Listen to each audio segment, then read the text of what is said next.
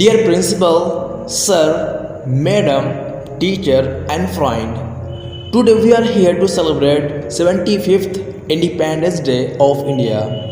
On 15th August 1947, the first Prime Minister of India, Chacha Nehru, raised the Indian flag at the Red Fort in New Delhi. On this day, he also made his famous speech and was called Trust with Destiny. India became an independent nation on this day. This independence was not easy. Many brave freedom fighters had sacrificed their lives.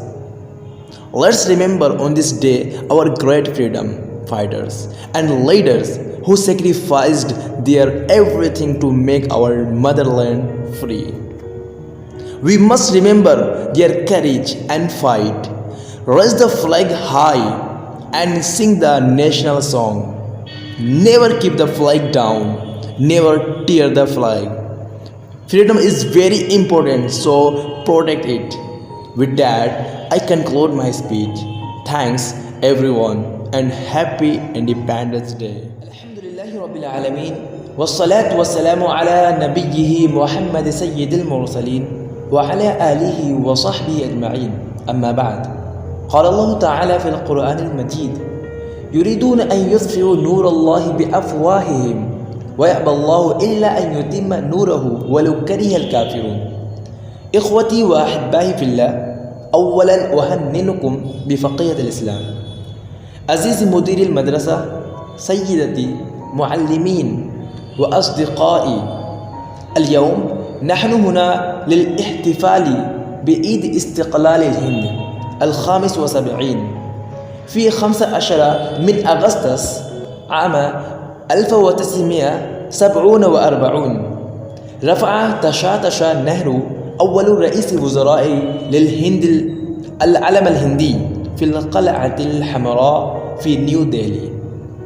في مثل هذا اليوم ألقى أيضا خطابه الشهير الذي أطلق عليه اسم Trust with Destiny، وأصبحت الهند دولة مستقلة في هذا اليوم. لم يكن هذا الاستقلال سهلا، فقد ضحى العديد من المقاتلين الشجعان من أجل الحرية بحياتهم. يجب أن نتذكر شجاعتهم ونضالهم. ارفعوا العلم عاليا وغنوا الأغنية الوطنية. لا تترك العلم منخفضا ولا تمزق العلم أبدا. الحرية مهمة جدا، لذا أحميها. بذلك أختتم كلامي. شكرا لجميعي وعيد استقلال سعيد. Good morning to all. Today I am standing before you to say some words about Independence Day.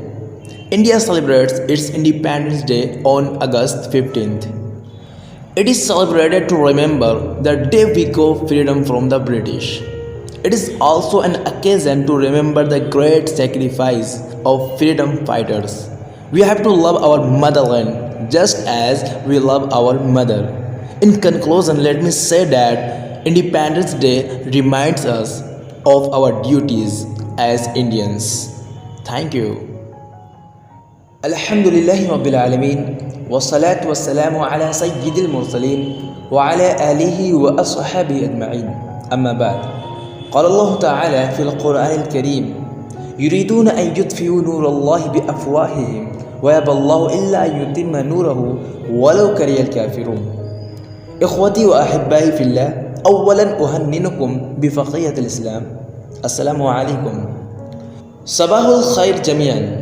اليوم أقف أمامكم لأقول بعض الكلمات عن يوم الاستقلال. تحتفل الهند بعيد استقلالها في 15 من أغسطس، وأحتفل به لنتذكر اليوم الذي حصلنا فيه التحرير من البريطانيين.